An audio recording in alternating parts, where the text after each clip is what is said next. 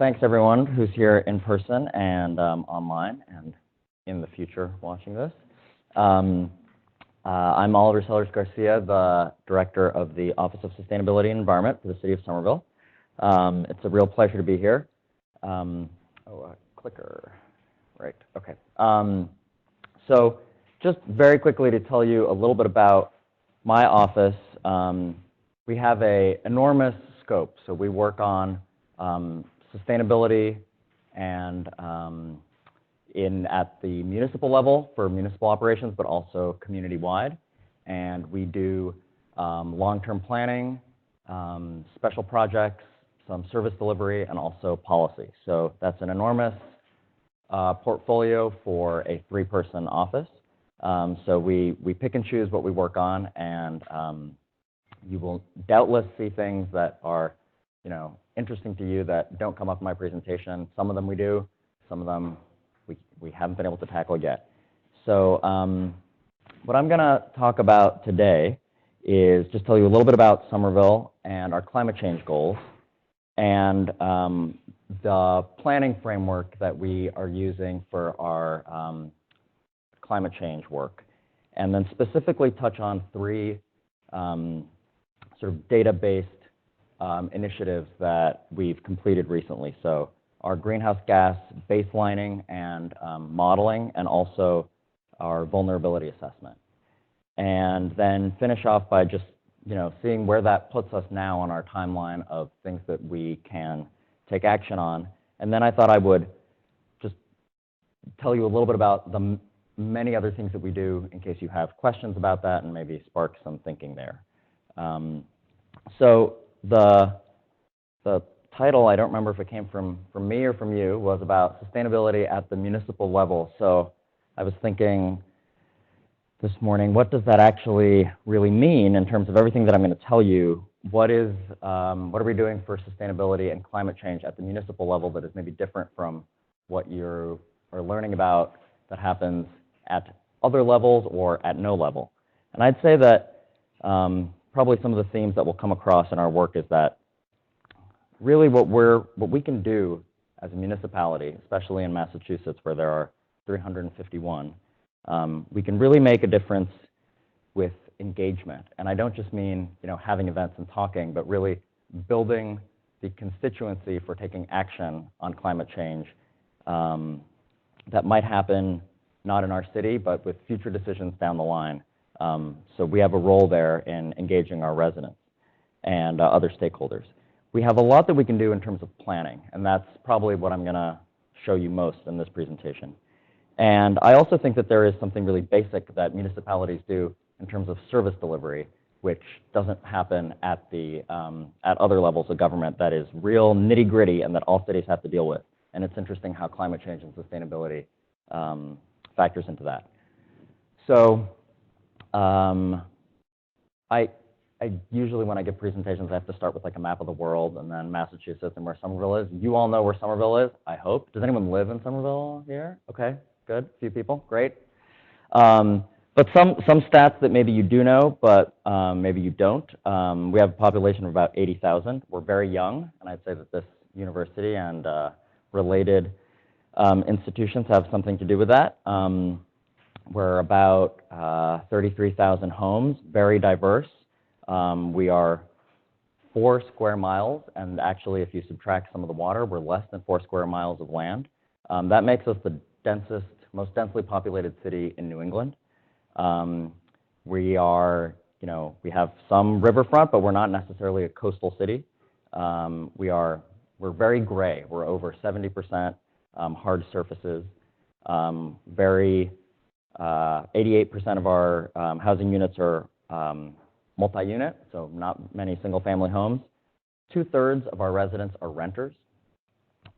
We don't have a lot of open space. Just 6.5% of our land is open space, and that really contributes to making us the densest city. And we're like the rest of Massachusetts. We're changing in terms of our heating fuel. This will come back later, but we're about 70% gas, 12% electric, and 15% still using oil. So a little bit about our climate goals.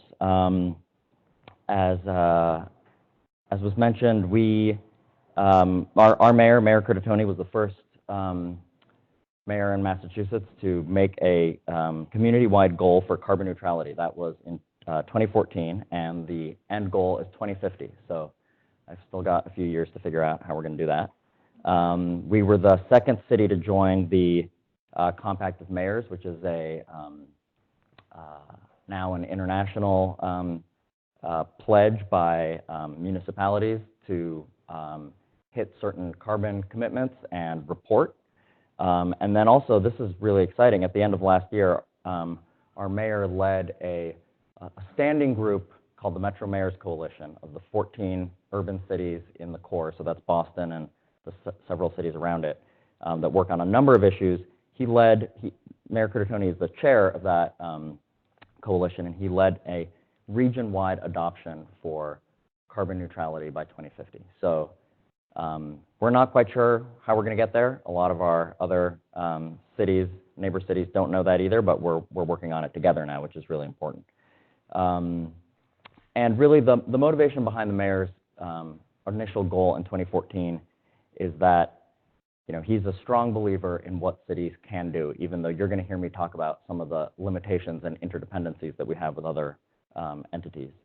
And also, there's a real responsibility in terms of cities producing 70% of global emissions. And carbon neutrality, a lot of people ask, well, how was that goal set? And it's basically, it's the science-based consensus. And we have no real, we don't have a surefire way to get there, but we know that's where we need to get to stay below a 2 degree Celsius global temperature increase. And so if that's the goal that the world needs to meet, we wanted to do that in Somerville as well.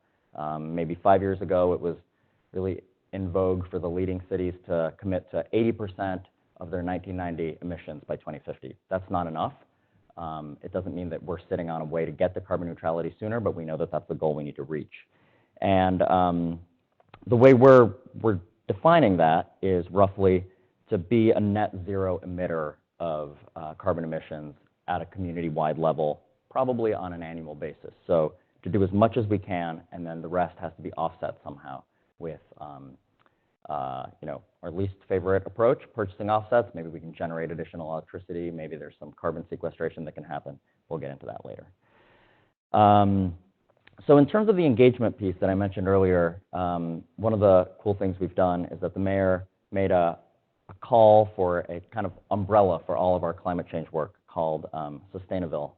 If you know Somerville, you know that we have cute names for everything we do. At least this doesn't have summer in it, so there's that. And it's been a really great way to kind of frame everything that we do. There's one sort of central initiative, it's organized staff, and we recently have a new website that has excellent information for a really wide range of audience. So some basics on the environment and climate change, and also much more technical information. In fact, some of the studies I'm going to share with you, they're all available online. And really more opportunities for people to get involved and take action. So we have a sustainability guide and a lot of other things that really meet people at the level where they are in terms of, well, I hear about this, I'm interested in this, also maybe the first thing I can do is recycling. So really covering a broad range of issues and trying to tie them together. So shameless plug here, we are doing our first ever week of environmental events that we're calling Sustainaville Week, and that's kicking off on Earth Day, April 22nd. So I really encourage you to come take a look at the website, somervillema.gov/Sustainaville, and I've handed out some posters that I hope will be up. You'll see them around campus. And there's a lot of fun things to do. You probably won't be going to the kids reading hour at the libraries for small kids. Maybe you will. But I think some of the things that might be interesting to you are if you find the carbon neutrality modeling discussion that we're going to have in a couple minutes interesting, you might want to come to an event Monday of that week. And then also something that will be really cool is the World Climate Simulation on Thursday night. That's actually going to be at the Tufts Administration Building in Teal Square, and that's, I don't really know how to describe it other than like a really fun, interactive Model UN type activity where you're broken up into groups and try to make policy decisions and in real time see how that might affect global climate. It's really neat. So maybe your midterms will be done by then? Yeah, I hope so. Okay, good. All right, so moving on to the next topic that I said I would talk about. So I'm going to focus on our overall planning framework for climate change. So there's a lot of things that have to do with sustainability, like, for example, recycling or other environmental issues like contaminated sites, things that my office deals with. I'm not really going to talk about that. I'm going to talk mostly about specifically our climate change work, because that's a really interesting conundrum for a small city. Our overall framework for really pushing through climate change planning is to focus on understanding where we are, what our problems are. So that's in our baseline section. And then trying to think about what are some possible strategies. Let's look at these numbers and figure out what it means for us more hypothetically, and then putting together a climate change planning document that is something that the city can formally adopt and is designed to put out implementable projects and new policies. And throughout this process, we've been engaging a lot with different partners and stakeholders. What I think is going to change in our last phase, you'll see, is that we're really going out to the community now. So in the spring, we're going to be starting our much more community-based process. We have a really educated community here in Somerville, and we know that the first thing people are going to ask is, well, what is climate going to look like here in Somerville? What's at risk? What do you mean what big a difference is changing light bulbs going to do? So we did a lot of our homework first, and now we're really working to do a plan that integrates both the contribution to and preparedness for climate change into, like I said, projects and policies that we can do and that really meet the expectations and ideas that our community brings to us. So actually, I glossed over that. So that's a little bit of a timeline. You'll see we're working on this pretty quickly. We have the benefit of being sort of really well-timed for this. A lot of the cities that have tackled climate change on their own, most notably Cambridge, were really at the forefront of this and started maybe 4 years ago. And that kind of meant really inventing a methodology for our region about how to understand climate data. And so we were really able to, on a practical level, we took Cambridge's climate data, Boston did an update of it. 2 months later, we started our plan. So huge cost savings and also a lot of coordination there. So we're able to move quickly, but we're also kind of curious to see what our community outreach is going to result in, if people are going to want more information, if there are going to be certain topics that might merit a little more time. I think it's going to be really interesting to take some of the technical work out in the community and see how that changes in relation to the values of folks who live and work here. So now I'll talk a little bit about our greenhouse gas inventory. So I'm just curious how many of you are familiar either through coursework or internships or anything with greenhouse gas accounting? A little bit. Okay, great. So some of these things may seem like no surprise to you, and I hope there's something that's interesting there for some of you. So this really is, it's become the standard to figure out, what do you plan for in a climate action plan? What can a city do by understanding how much its operations result in greenhouse gas emissions and community-wide? And so we used the most recent year for which we had full data. So we did this project in 2015 and 16 off of 2014 data. And we did 2 inventories. So I get a little sloppy with language. You'll hear me refer to the inventory. That kind of means both, unless I'm specifically pointing to one or the other. And they're pretty different. So for city operations, we pay all our bills. We know all of our equipment. We know our buildings. We use empirical data. We can actually, with a fair amount of certainty, understand what city government does in terms of greenhouse gas emissions. For the community overall, it's much more of a modeling exercise. So trying to get data from different places and use standard protocols to get the bigger picture. And we do this, not only just to understand where we can look to make improvements, but also on a regular basis to update these inventories. And so this summer we'll be doing our first sort of back-to-back inventory using 2016 data, and we'll see how that works out. So here's some of the things that we learned. This is a summary, and I urge you to go to the Sustainable website and dig into the report. And if you're super interested, you can email me. There's a little note in there for the big methodology memo. You'd be surprised how many people actually want to read that. So just to give you a picture, we're not too unusual for our region. But I think what you'll see here is that this does reflect the existing sort of residential nature of Somerville. 2/3 of our emissions come from buildings, about 1/3 from transportation, and a small piece, around 2%, from waste. That really has a lot to do with the way carbon accounting is done. All of our waste goes to a waste-to-energy facility, an incinerator, and so while there are lots of environmental questions about that, it doesn't end up having a big impact on greenhouse gas emissions. And so on the right, if you're interested in fuels, sort of where are these emissions coming from, natural gas is the #1 culprit, closely followed by vehicle fuel. Electricity is responsible for about less than 1/4.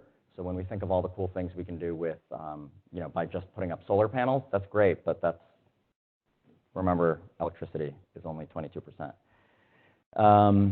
So putting it into context, what does that mean? Well, we came up, you'll see in the report, a lot of different ways to try to get people to understand or be able to compare what these emissions mean in more context.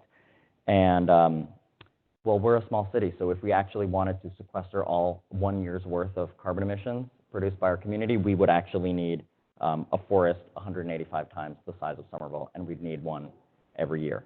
So that's quite a bit. Although you'll see, I don't have a slide for this, but on a national basis, we're at a much lower per capita consumption. There's a lot of things in there, but I think dense urban living lends itself in the U.S. to more efficient lifestyle in terms of carbon emissions. So then another way to look at this, sorry, this is probably going to be a little hard for you to read, is the emissions by subsector. So that's not buildings and vehicles, but comparing everything across more kind of groups of activities that we're more familiar with. So the #1 is residential energy. So that's heating, cooling, and electricity, but from homes is #1. But that is very closely followed by transportation. And then commercial building energy is a little bit below that.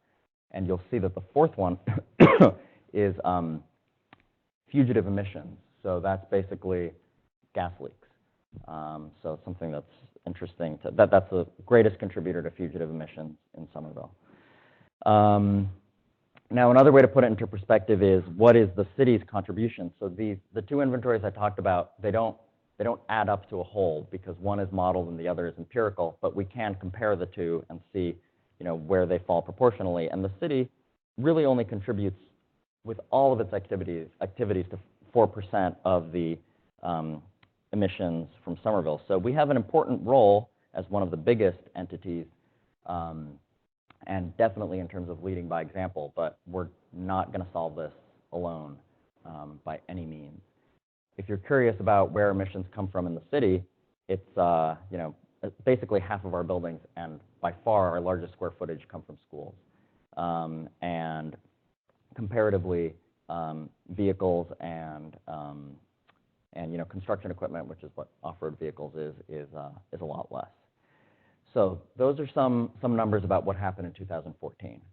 So then the real question is, how could we even possibly get to 2050? Knowing what we know about our emissions, there's some logical things that you can look at in terms of, all right, we know we need to think about buildings, we need to think about single occupancy vehicles, but we've undergone an exercise that some of the leading cities have done, which is we're calling a carbon neutrality pathway. So it's basically a modeling exercise, it's hypothetical, but it says, this is our goal.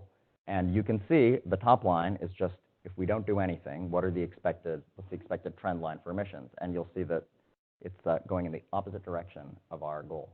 And so we, with some consultants, we did some work to identify some technologies and policies, vetted them with city staff and experts in each area, and said, all right, just hypothetically, let's just say that we're going to take these. So it's not a plan, it's just a way to figure out how to put some of these things in context. They are technically, some of them are very technically advanced, but they're not totally far out there. They don't involve, you know, magic or hopefully some discovery that hasn't happened yet.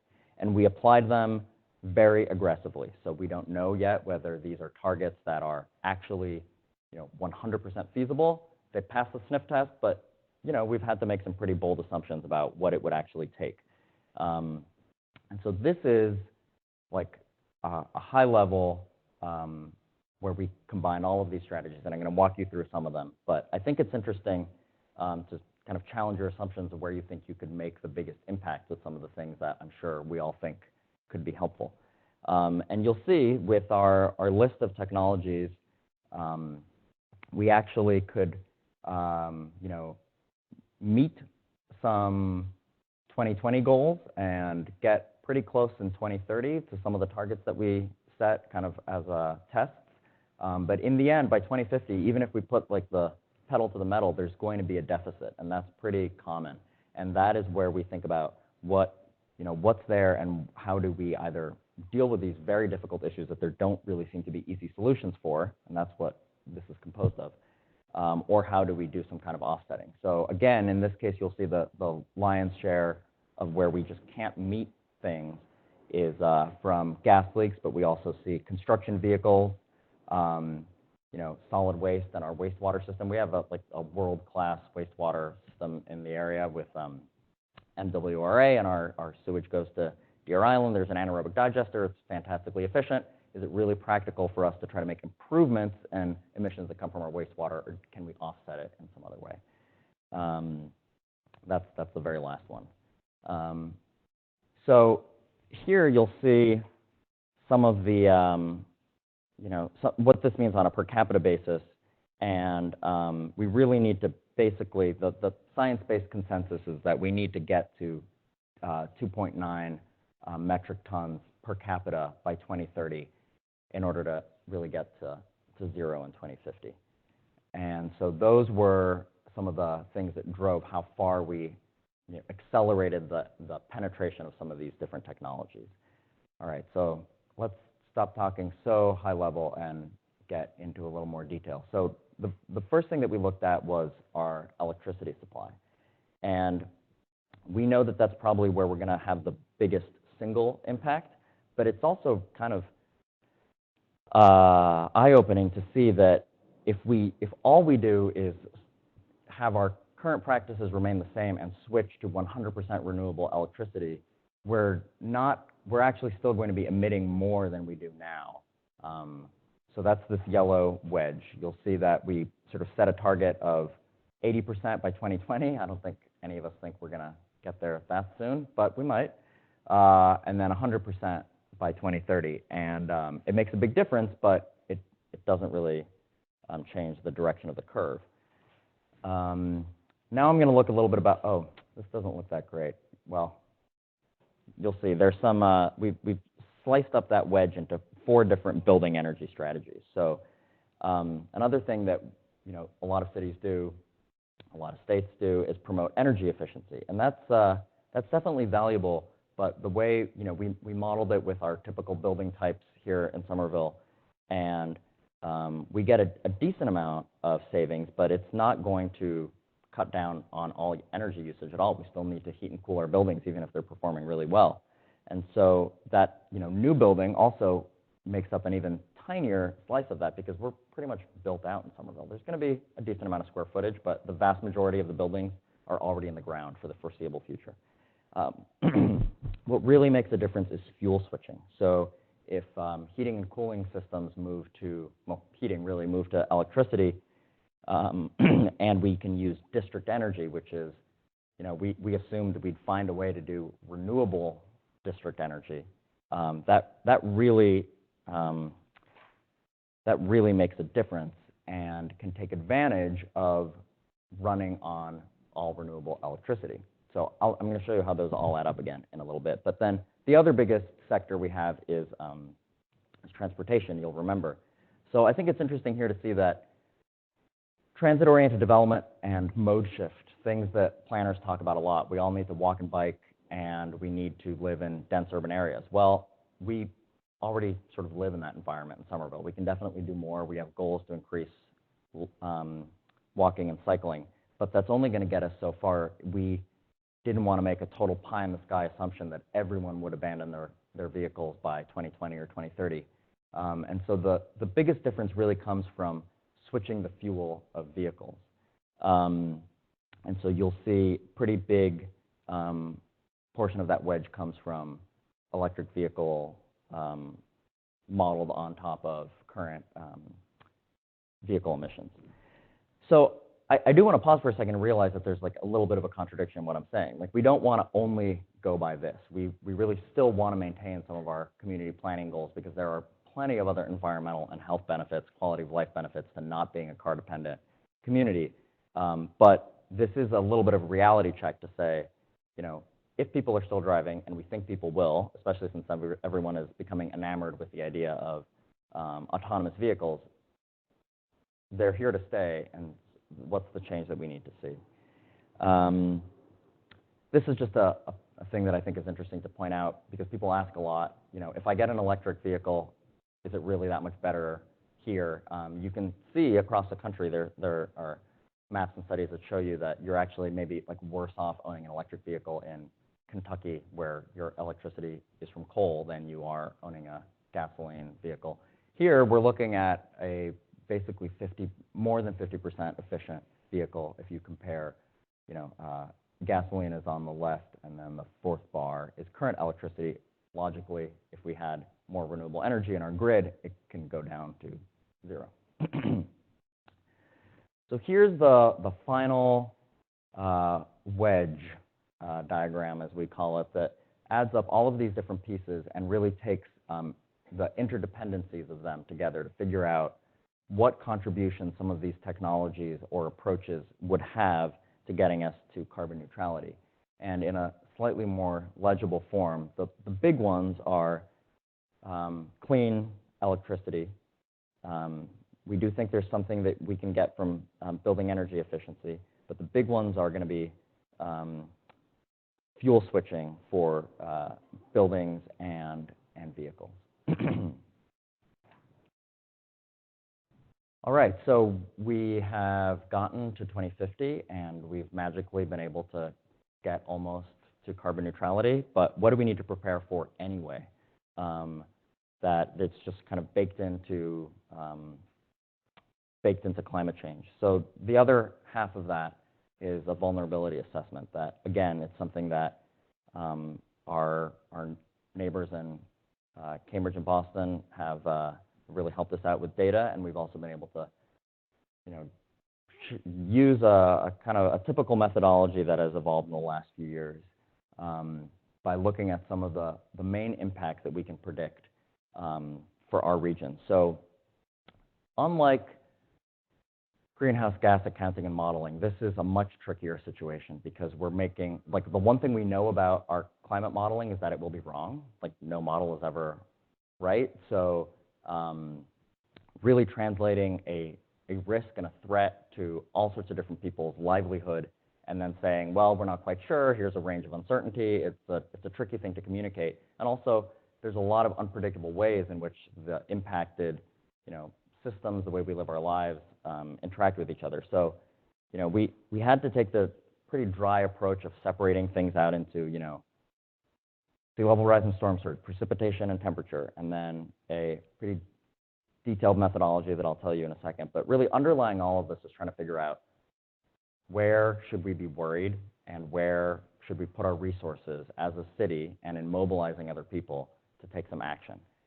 The interesting thing about climate vulnerability assessments, I used to work as a consultant, so I did some of these for a lot of other cities, is that they're, in some ways, they're a lot less eye-opening than greenhouse gas accounting, because all the problems that you have now with heat and flooding and in some places drought, they're just going to be the same but accentuated. And so, you know, if you wanted to do a vulnerability assessment for free, if you were a city, you could just sit down and interview all the different people who work in buildings, who live in different neighborhoods, and you'd say, you know, where does your building get flooded? Is it really hot in certain parts of the city or certain parts of this neighborhood?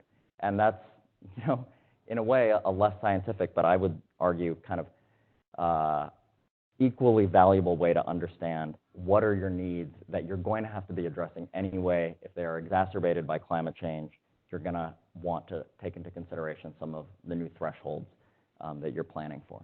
So let's see here. So basically, the methodology for this is looking at how vulnerable different things in the city are. Are they really exposed to some of the things that happen in climate change? That's sensitivity. And how quickly can they bounce back? That's adaptive capacity. If we take those most vulnerable items and we see what the risk would be. So risk is a factor of, you know, the consequence. Is this going to be like a huge problem if something happens? And probability, based on models, does it seem like it's going to be likely? And then we look at then we end up with our highest risks. So we looked at this for a number of different assets. So these are typically, you know, hard systems or known processes, and compared them against different climate impacts. And then we also, in several of these, overlaid our analysis with, you know, some indicators for vulnerable populations. Again, like we know that quality of life, safety is much more than just, you know, finding census tracts. But this is a good indicator using census data to try to understand where some of our most vulnerable people are. And we're a small city. We can assume that this actually isn't much of a bigger problem in one neighborhood over another. It's issues that we have to deal with citywide. So this is a diagram that I'm not going to walk through, but when this study actually hasn't quite yet been released, but you're getting a little preview here. So when that goes online, I definitely encourage you to take a look and read it. But I'm going to tell you what the issues are here that we identified as our top 9 issues. And they're not ranked because we really felt that they were pretty interconnected and we didn't want to put more priority over something else, because this is really all about all of these things matter, so let's try to take action when the opportunity arises. So we really have to think that there's a increased risk of flooding from precipitation citywide. Our infrastructure is not meeting current needs now. We're actually fortunate to be starting a lot of infrastructure expansion work in Union Square and along the Greenway, the Green Line extension. But if it's not meeting current needs now, we definitely know that we need to think about what it's going to be like when there's more and heavier precipitation. So we're worried about sea level rise and storm surge issues at 2 particular sites. I'll show you a map in a second. But the Amelia Earhart Dam and the Schraff Center over at Sullivan Square. One of our most critical buildings, the police and fire headquarters, those 2 buildings are in flood-prone areas. So, you know, that was kind of you know, we all kind of knew it. Our entire police fleet got wiped out in 2010 in a short flood because the parking lot is very low. So again, you know, not a huge surprise, but this data validates that it will continue to be a problem. Some of the areas where we're hoping and are already seeing some of the biggest economic growth, so that's Union Square, Assembly Square, and Inner Belt. Those are formerly industrial areas, and they are more flood prone than some of the higher lying residential areas. We really need to think about what it's going to be like across the city when we have so much more heat, and there are public health implications to that, as well as like a even greater role, I think, that we need to have for vegetation and natural systems for cooling. And that's a very tall order for a city that is so built out. So what I'm going to do is I picked, for each of the 3 impacts, I'm going to show you a little bit about what our exposure is, and then I picked one particular system to tell you a little bit about what the issue could be there. Yes? Sure.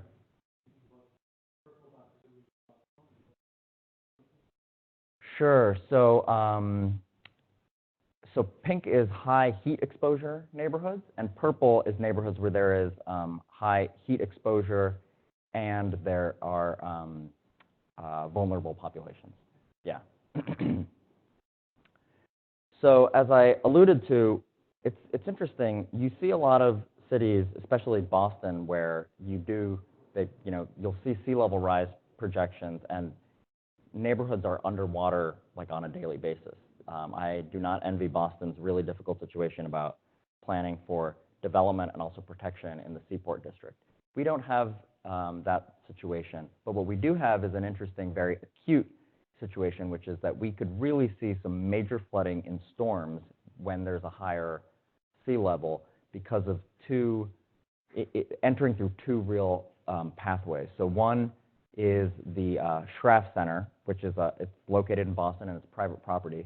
Could really flood Somerville, and then also if the Amelia Earhart Dam, which is owned by the state, if it is flanked, so if water goes around it or if it's overtopped, it could substantially cause some impact to Assembly Square and Winter Hill, which is that sort of little piece right there. And so in a way, it makes the problem a little simpler. We know exactly who to talk to. We're already working with Boston on a project that they're doing for the Schraff Center site, which is great. And we know that there are major impacts to Medford, as you can see, from the Amelia Earhart Dam. So there's lots of constituencies to do something about that. So in terms of, let's see. So how does that impact a particular system? So I picked open space. So we know we don't have a lot of it. So if we think about what role does open space need to play, I mean, for this level of storm, we're not thinking about parks as flood storage but on a more regular basis, perhaps for precipitation. But also these are places that people need to get to for cooling. They can be sort of destroyed by flooding. And what we have here is that, oh, what a surprise, the two largest parks in Somerville, which are, is there a pointer here? Oh, yeah. So Draw 7 Park and Foss Park, both in this area, both owned by the state. So that's just to show you the different layers of how complex these problems can be. So for precipitation, these are, if you looked at a map of where there is flooding now from a greater storm, you'd actually probably see a lot of the same areas.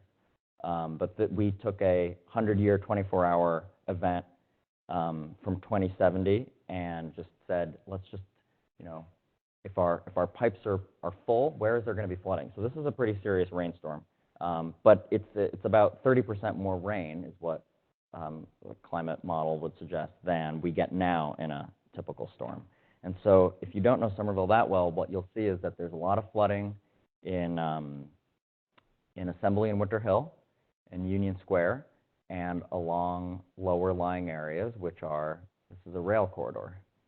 So here is the transportation system, and I've included the Green Line extension. The interesting thing is that the stations are actually predicted to be okay, the ones that are going to be built.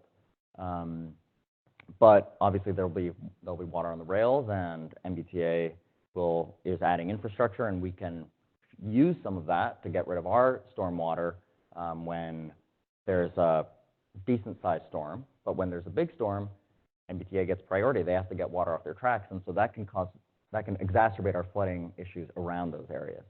Underground stations like Davis and Porter have some issues there. And then in terms of heat,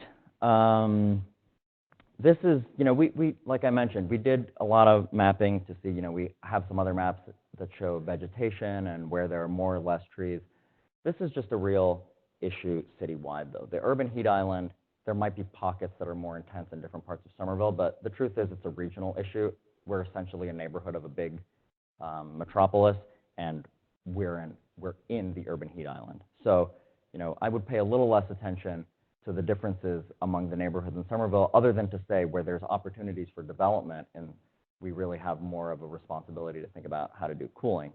And that we could really be seeing by 2070, basically, you know, a summer-long heat wave. We hope it doesn't get to that, but we're already experiencing so much more fluctuation that's putting stresses on how people keep themselves cool. And so what we did here was, instead of looking too much at trying to do some numbers on heat, think about in typical neighborhoods, what are the impacts of heat. So this is going to be a little hard for you to read. It's also hard to read my own notes. But I'll tell you some of the things that are difficult. So, we have a lot of paved yards and backyards in Somerville. Sort of the unfortunate reputation. The classic Somerville yard is blacktop and chain link fence. It's changing, but there's still a lot of that around. We really need to think about how to use street vegetation for cooling, particularly if we think about wanting to push more people to walking and cycling. They're not going to do that. They're not going to wait for the bus when it's really hot, or be able to bike to work in such hot temperatures. And we really have few large open spaces that we can turn into sort of pockets of cooler area. So I'm done dropping tons of data and analysis on you. I have only 2 more slides, and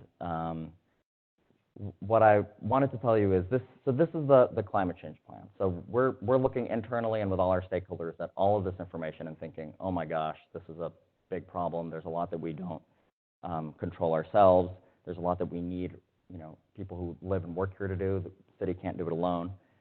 So we're working on a plan that really focuses on, mitigation and adaptation, but also tries to, not silo the people and equity part of it, but also think about how we can advance all 3 goals that really complement many of the mayor's, core beliefs, as well as our communities, and break it down into projects that we can, really break ground on, suggested activities for stakeholders in Somerville, and also, frankly, where can we take some policy and advocacy positions for things that need to happen at different levels of government, which is not always usual in a climate change plan. So these are the topics that we're thinking of.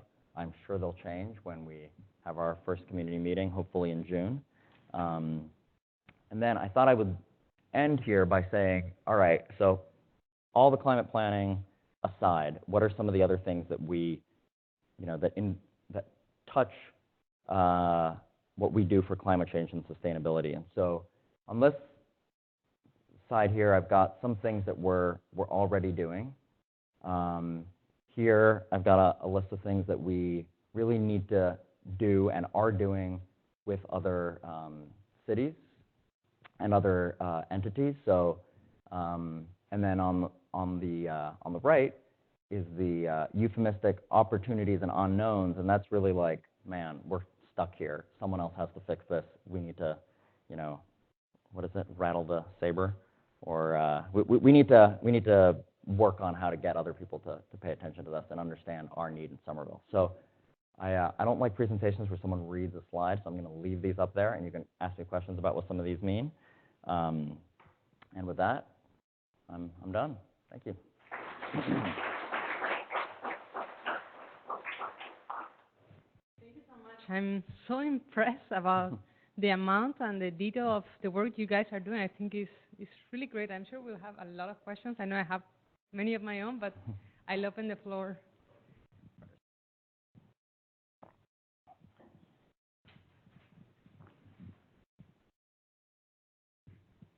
Thank you for presenting.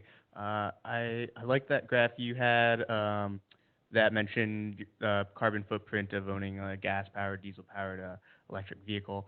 And I'm wondering, kind of at what point would you say somebody should buy a new electric vehicle as opposed to buying a used gas-powered vehicle, considering maybe the carbon footprint of producing a brand new vehicle? That's an interesting question. I don't have the answer to that.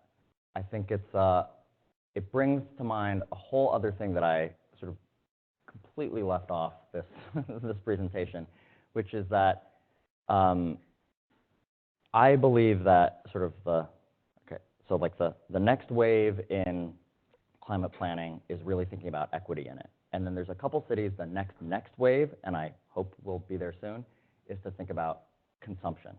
There are a few cities that have done their carbon accounting, not just by what gets like combusted in their city, but what does your consumption cause in terms of global emissions. And I think it was Portland's that I saw recently that total emissions just like tripled. And so I love that you're asking that question because you're sort of implicitly asking, what does it mean, bigger picture? Maybe I don't really care that much about what I'm going to be burning in terms of fuel that affects driving like 2 miles across Somerville, but more what is the global implication. So I'm going to punt on giving you an answer because I don't have it, but I'm going to say that I like that you've touched on that issue because that's really where we need to get people thinking in terms of actually addressing the real problem. I mean, in theory, if every single city did their greenhouse gas accounting the same way, there are global protocols, and we all were responsible, then it would all add up to carbon neutrality. But we know that we have so much more power and agency in wealthy countries to affect emissions through our consumption that I think I'd love to see us do greenhouse gas accounting, in a few years that takes that into account. Thank you. I have a question about zoning. I live in Medford, and I know every time a house gets bought and converted into condos, the zoning regulations ask for, parking spaces, because that's an issue. So all this green yard gets converted into paved nothing. And what is Somerville thinking about the zoning overhaul? I'm just interested to see, is there a possibility to make residents unpave their yards? Is that even an option? Can the city go that far? Sure. So I'll give you a couple answers to that. So Somerville actually has an ordinance in place where any construction that is done has to retain the amount of stormwater capture on it. A lot of the times that really just means keep the same amount of impervious surface. So we're not seeing an increase, but that's because there's really not that much left to pave over, right? So zoning is an interesting question. Our planning department is working on a total overhaul of the citywide zoning. So it's going to be basically a different structure. It's going to be kind of like a hybrid of a form-based code based much more on building types rather than uses, and encouraging all sorts of different things that you can use, like kind of like a point-based system to meet some things. So they're actually working on something that we help them with called green area ratio that a few cities have, where you basically don't have a required square footage of landscape. You actually have a lot of different ways that you can meet it by the quality of your plantings. You can include vertical plantings. You can include green roofs. But we spent a lot of time going through all of our different climate and environmental priorities and working with a lot of stakeholder groups that care passionately about this, and saw that the main thing that the city was working on in terms of building regulation was zoning.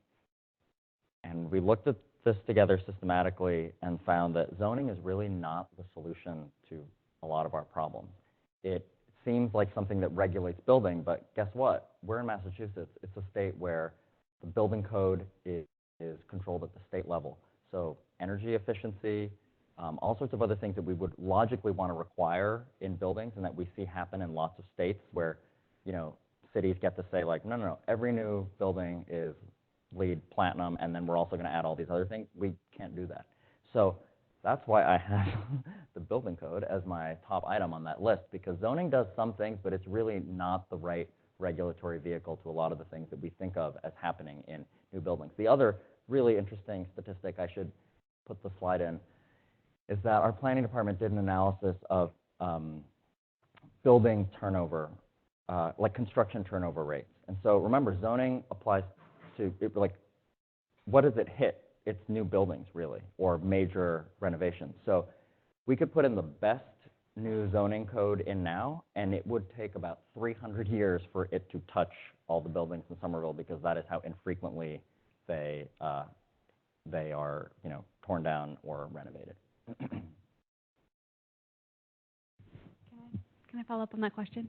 About 2 summers ago, my neighbors actually did manage to pave over their backyard. I know. So in defense of Somerville, we did have contact with your office, and you guys fought like hell to keep that from happening. But to push you guys a little farther, that the code did allow them to do that. Yeah. So there's room for improvement.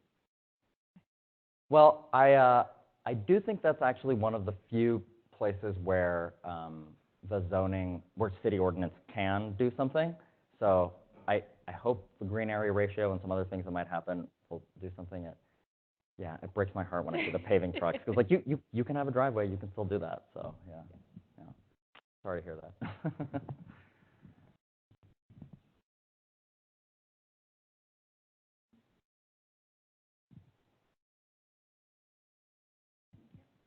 Thank you so much for your talk.